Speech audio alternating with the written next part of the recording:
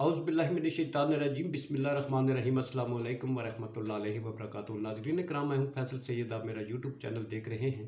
उम्मीद करता हूँ आप जहाँ भी होंगे रब ताला की पनाह में आफ़ियत से होंगे।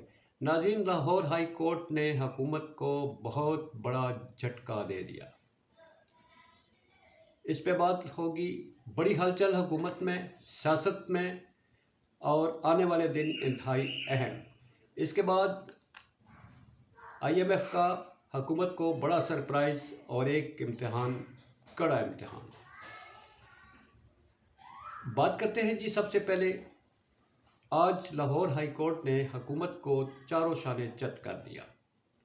बात है 43 इस्तीफ़ों की, जो कि PTI की इस्तदा के बावजूद जो दरख्वास्तें उन कौमी असम्बली के नुमाइंदगान ने जनाब स्पीकर को और इलेक्शन कमीशन को जमा करवाई कि उनके इस्तीफ़े नामंजूर किए जाएं। उन्होंने हर रास्ता अपनाया, मगर राजा परवेज़ अशरफ साहब ने कमाल फुर्तियाँ दिखाते हुए सारे इस्तीफ़े मंजूर कर लिए और फौरी तौर पर इलेक्शन कमीशन को नोटिफिकेशन भेज दिया। इलेक्शन कमीशन पहले ही आस्तीने चढ़ा के बैठा हुआ था। इधर जनाब कौमी असम्बली से उनकी एडवाइस आई और उन्होंने इलेक्शन कमीशन ने फ़ौरन नोटिफिकेशन जारी कर दिया। ये थी वो फुर्तियाँ जिनको PTI ने लाहौर हाई कोर्ट में चैलेंज कर रखा था कि हमने तो कहा था कि हमारे इस्तीफ़े मंजूर ना किए जाएं। अच्छा, मज़े की बात यह है कि राजा परवेज़ अशरफ साहब जो पहले ये दबा के बैठे हुए थे। आपको याद है सुप्रीम कोर्ट ने जब ये PTI इसमें नैब के तरमीमी बिल के ख़िलाफ़ बंदयाल साहब के जनाब जस्टिस बंदयाल साहब के रूबरू पेश हुए तो ऑनरेबल जस्टिस ने उस वक्त एडवाइस किया था कि आप कौमी असम्बली में जाकर अपना रोल प्ले करें। PTI ने फैसला किया कि हम कौमी असम्बली में वापस जाते हैं। तो राजा परवेज़ अशरफ साहब ने जो कहते थे कि हर एक जो है वो नुमाइंदा वो खुद आएगा, इसका PTI का जो मेंबर कौमी असम्बली है तस्दीक करेगा तो फिर मैं मंजूर करूँगा। मगर अचानक उन्हें एक ख्वाब आता है और आँख खुलते ही उन्होंने धड़ाधड़ इस्तीफ़े मंजूर करने शुरू कर दिए। गोया सुप्रीम कोर्ट ने जो कहा था PTI को वापस जाने के लिए, तो राजा परवेज़ अशरफ ने वो दरवाज़ा PTI के लिए बंद कर दिया, बल्कि ख्वार किया गया। फिर ये जो 45 रह गए थे आखिर में, इन्होंने कहा कि हमारे इस्तीफ़े नामंजूर किए जाए।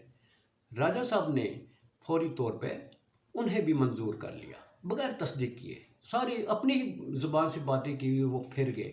अब चूँकि PTI ख़तरा था, राजा रियाज साहब की सीट ख़तरे में थी, क्योंकि राजा रियाज साहब तो उनके लिए एक मोहरा है जिन्हें उन्होंने निगरान सेटअप के लिए इस्तेमाल करना था, उनके साथ मशावरत करनी थी। राजा साहब जो है जी हजूरी करते हुए हर चीज़ उनमें उनके साथ होते हैं।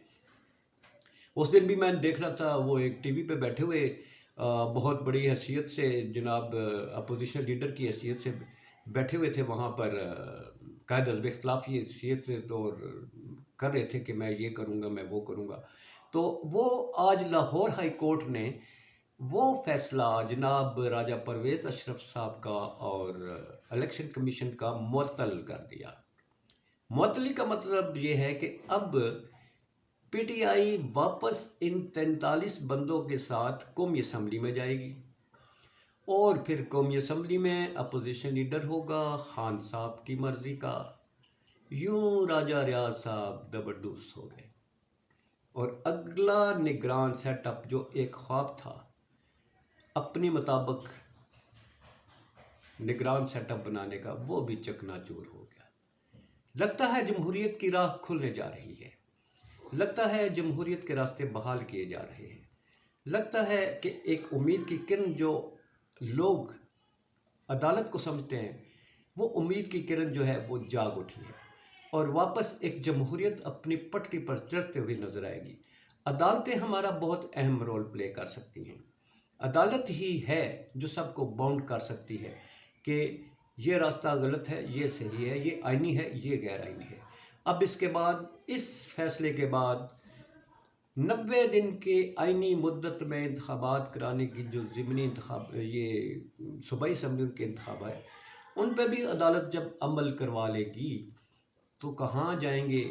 बेहतर ये नहीं था कि ख़ुद से इलेक्शनों का ऐलान कर देते, खुद से सियासी मैदान में आके जंग करते, सियासी मैदान में मुकाबला करते, बजाय इसके कि किसी को रास्ते से हटा देना है, किसी को नाअहल करवा देना है, और कहीं इस्तीफ़े जो है वो धड़ाधड़ मंजूर करके तो अपोजिशन को रास्ते से हटाने का मकसद है कि कहीं भी ये नज़र ना आए। अदालतें जो है अपना अहम रोल प्ले करने जा रही हैं और आने वाले दिन इंशाअल्लाह जमहूरियत के लिए और आवाम के लिए और इस मुल्क के लिए बेहतर साबित होंगे। जनाब शहबाज शरीफ साहब जो हैं उनके दौरे तुर्की के मनसूखी की वजह सामने आ गई। वो ये थी कि तुर्की की जो हुकूमत है उन्होंने कहा कि हम इमदादी कामों में मसरूफ़ हैं, तो गोया उनके कहने का मकसद ये था कि हम प्रोटोकॉल नहीं दे सकते, आप मेहरबानी करें, आप तशरीफ़ ना लाएं, आपका बहुत शुक्रिया, आपकी हमदर्दियाँ, आपकी दुआएं हम तक पहुंच चुकी हैं, आपके यहाँ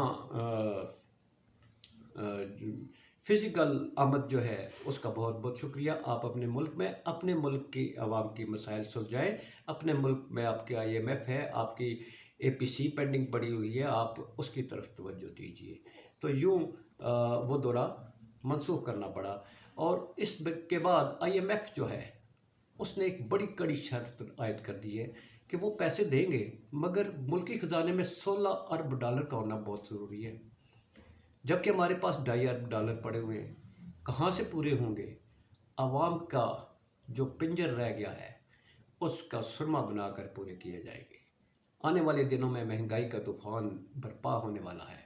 हुकूमत उससे कैसे हैंडल करती है, आवाम को कैसे रिलीफ देती है, मुल्क को कैसे चलाना है, अहम दिन है। अपना बहुत सारा ख्याल रखिए। पाकिस्तान जिंदाबाद, पाक अफवाज पाइंदाबाद।